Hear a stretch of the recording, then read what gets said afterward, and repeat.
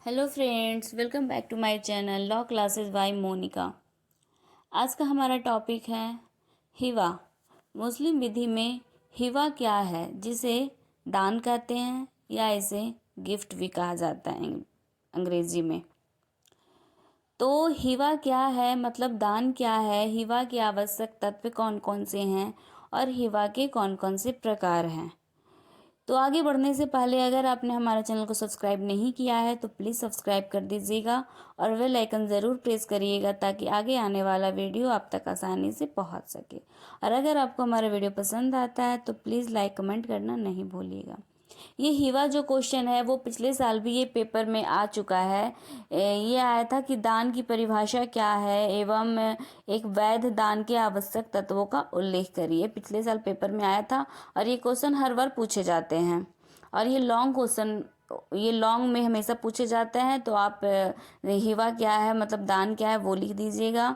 उसके वैध दान के आवश्यक तत्व कौन कौन से हैं और उसके प्रकार कौन कौन से हैं। तो चलिए चलते हैं आज के हमारे टॉपिक पे। मुस्लिम लॉ में कोई भी मुस्लिम व्यक्ति जो है वो अपनी संपत्ति का 1/3 हिस्सा ही वसीयत कर सकता है।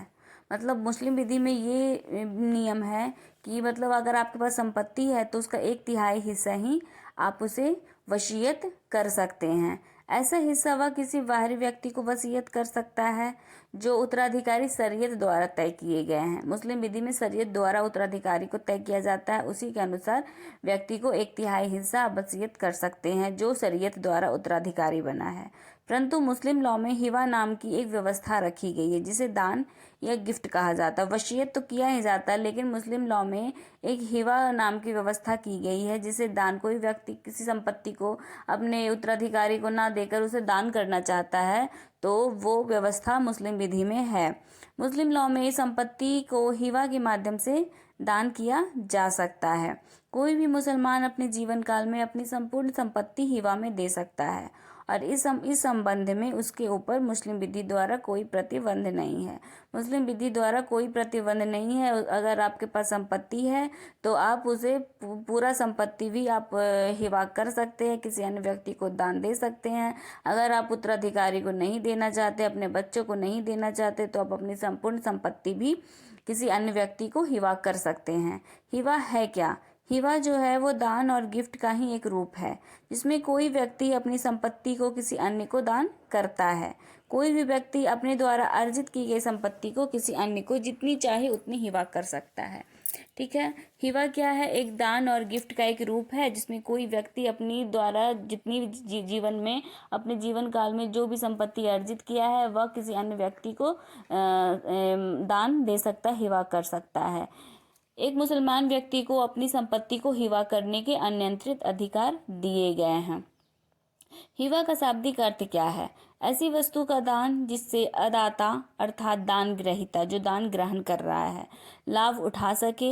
एक व्यक्ति द्वारा दूसरे को तुरंत और बिना किसी विनिमय या बदले के किया गया बिना शर्त संपत्ति का अंतरण जिसे दूसरा स्वीकार करता है या उसकी ओर से स्वीकार किया जाता है। हिवा क्या है? हिवा जो है वो एक दान है, एक गिफ्ट है और ऐसी वस्तु का दान जिसे दान ग्रहीता जो है वो दान लेने वाला उसका लाभ उठा सके। एक व्यक्ति जो है वो दूसरे को तुरंत और बिना किसी प्रतिफल के, मतलब कोई उसके बदले में कोई प्रतिफल नहीं लेता है, विनिमय या बदले के किया गया बिना शर्त संपत्ति का अंतरण। अगर हम किसी व्यक्ति को हिवा कर रहे हैं, किसी संपत्ति का दान कर रहे हैं, तो उसमें बिना शर्त और बिना किसी प्रतिफल का ही अंतरण होना चाहिए। उसके बदले में कोई प्रतिफल ना लिया गया हो तो उसे ही हिवा कहते हैं। और जिसे आप दान दे रहे हैं उसकी ओर से स्वीकार होना चाहिए तो उसे ही हिवा कहा जाता है। हिवा क्या है? मतलब शॉर्ट में कहें तो बिना प्रतिफल एवं विनिमय के संपत्ति का स्वेच्छा अंतरण दान या हिवा कहलाता है। मतलब बिना प्रतिफल के और बिना किसी शर्त के स्वेच्छा से किया गया अंतरण जो है वो हिवा कहलाता है। मुल्ला के अनुसार दान संपत्ति का एक ऐसा अंतरण है जिसे दान जो है वो संपत्ति का ऐसा अंतरण है जिसमें एक व्यक्ति द्वारा दूसरे व्यक्ति को बिना किसी विनिमय के संपत्ति का कब्जा तुरंत दिया जाता है और इसे अंतरीति द्वारा या उसकी ओर से किसी अन्य व्यक्ति द्वारा स्वीकार किया जाता है। ठीक है, हिवा समझ गए कि बिना प्रतिफल और बिना किसी शर्त के दिया गया संपत्ति का अंतरण हिवा कहलाता है। हिवा की आवश्यक तत्व या शर्तें क्या क्या है? मुस्लिम विधि में हिवा जो है वो अवधारण के कुछ आवश्यक तत्व निकलकर सामने आते हैं। पहला है दो पक्षकार होने चाहिए। इसमें दो पक्षकार, एक वह जो हिवा करता है और दूसरा वह जो हिवा स्वीकार करता है। मतलब दाता जो दान कर रहा है संपत्ति का, और उपहार ग्रहीता जो दान ले रहा है, संपत्ति को ले रहा है। मतलब दो पक्षकार होने चाहिए। दूसरा, दाता और दान ग्रहीता का सामर्थ्य होना चाहिए। मतलब कौन व्यक्ति है जो हिवा कर सकता है। हिवा करने वाले व्यक्ति को दाता कहा जाता है तथा लेने वाले को दान ग्रहीता। दोनों को सामर्थ्य होना चाहिए, मतलब वो संपत्ति लेने योग्य होना चाहिए। दाता और दान ग्रहीता को दाता देने योग्य सामर्थ्य होना चाहिए, संपत्ति देने योग्य, और दान ग्रहीता संपत्ति लेने योग्य होना चाहिए, जो कि मुस्लिम विधि में दी गई निम्न है। इसमें स्वस्थचित होना चाहिए, अवयस्क नहीं होना चाहिए, मतलब वयस्क होना चाहिए। ठीक है, तो ये दान पहला था हिवा के आवश्यक तत्व। दो पक्षकार दाता होते हैं और उपहार ग्रहीता होता है। दाता जो दान दे रहा है और उपहार ग्रहीता जो दान ले रहा है। दूसरा, दाता और दान ग्रहीता का सामर्थ्य होना चाहिए। ठीक है, फिर से हम एक बार रिवीजन करा देते हैं। हिवा क्या है? बिना प्रतिफल और विनिमय के, बिना प्रतिफल और बिना शर्त के किया गया अंतरण। उसके आवश्यक तत्व हैं दो पक्षकार, दाता और दान ग्रहीता के सामर्थ्य होना चाहिए, वयस्कता होनी चाहिए। मुस्लिम विधि में 15 वर्ष को युवावस्था माना गया है, परंतु भारतीय वयस्कता अधिनियम के कारण 18 वर्ष की आयु को ही वयस्कता का प्रमाण माना गया है। कोई भी वह मुसलमान व्यक्ति जो 18 वर्ष की आयु पूरी कर चुका है वह हिवा कर सकता है। स्वस्थचित होना चाहिए, दाता और उपहार ग्रहीता को स्वस्थचित होना चाहिए। कोई भी स्वस्थचित मुसलमान व्यक्ति हिवा कर सकता है। वह ऐसे समय हिवा कर सकता है जब वह स्वस्थचित हो, मतलब पागल न हो। स्वतंत्र सहमति होना चाहिए। उपहार जो है वो दाता की स्वतंत्र इच्छा से दिया जाए तभी वैध होगा। दबाव या असम्यक असर या मिथ्या विपदेशन से प्रभावित उपहार मान्य नहीं होगा। दाता और उपहार ग्रहीता को क्या क्या से सामर्थ्य होना चाहिए?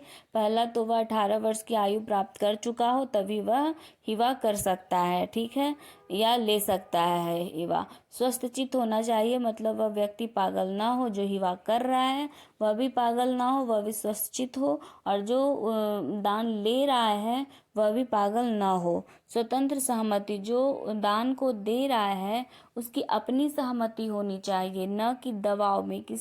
कोई दबाव कर रहा है कि आप उसे ही अपनी संपत्ति को दान दो, तो ऐसा हिवा जो है वो वैध नहीं माना जाएगा।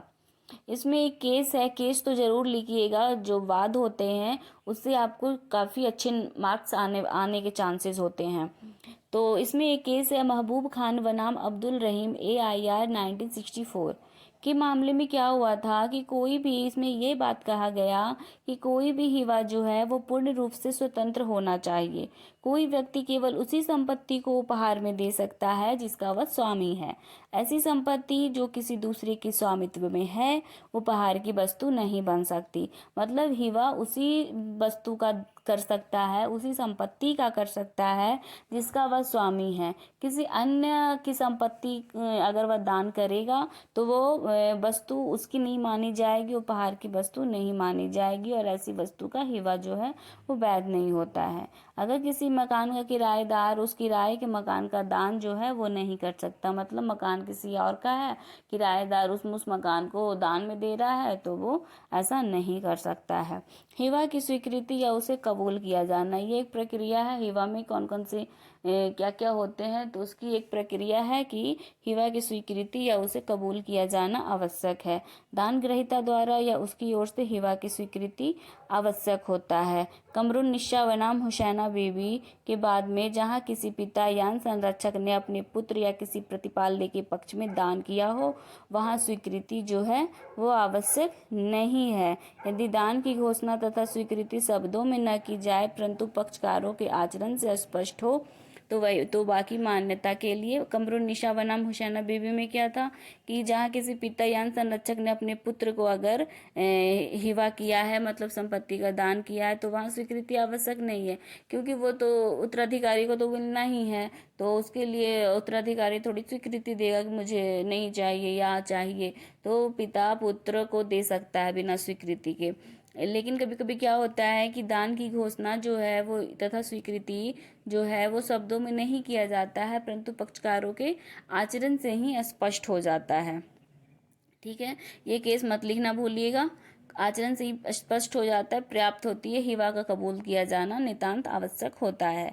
यदि हिवा कबूल नहीं किया जाता है तो वह शून्य होगा। मतलब दाता अगर किसी संपत्ति को दे रहा है तो पक्षकार के आचरण से ही कभी कभी स्पष्ट हो जाता है कि पक्षकार हिवा को कबूल करना चाह रहा है या नहीं। अगर कबूल कर लिया है तभी हिवा जो है वो मान्य होगा, अगर कबूल नहीं करता है तो वह हिवा शून्य हो जाएगा। दूसरी प्रक्रिया है कब्जे का परिधान होना चाहिए। यह हिवा का महत्वपूर्ण पक्ष है जिसमें हिवा की जाने वाली संपत्ति का परिधान आवश्यक होता है। पहला स्वीकृति कबूल किया जाना चाहिए, दूसरा है कब्जे का परिधान होना चाहिए। यह हिवा की मान्यता के लिए आवश्यक तत्व है। यदि हिवा करते समय उसका कब्जा नहीं दिया गया है तो हिवा मान्य नहीं होगा।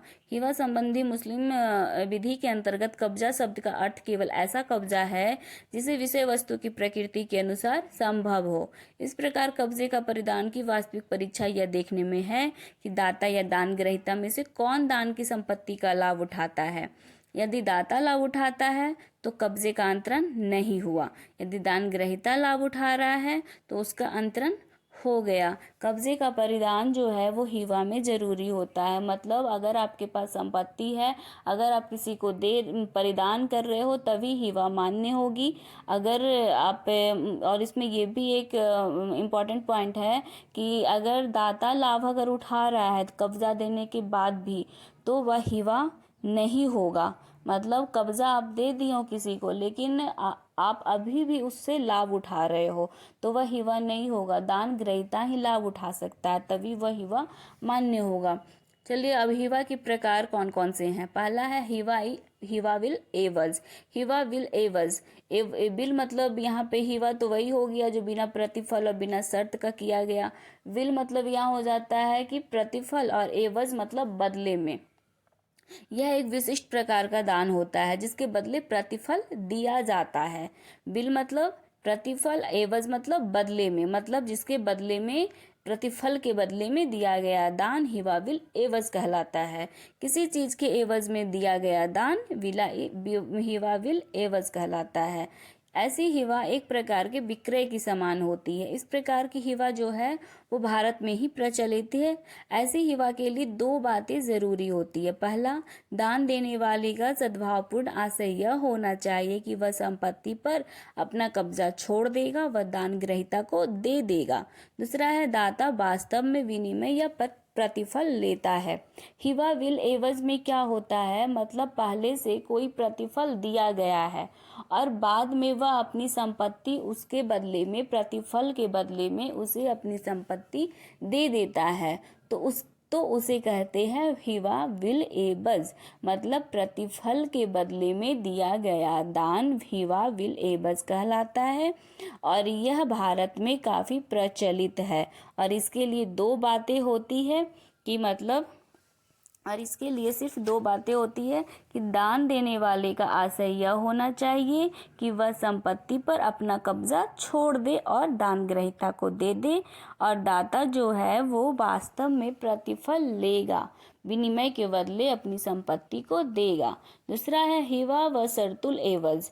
शर्तुल मतलब शर्त के बदले में दिया गया है हिवा।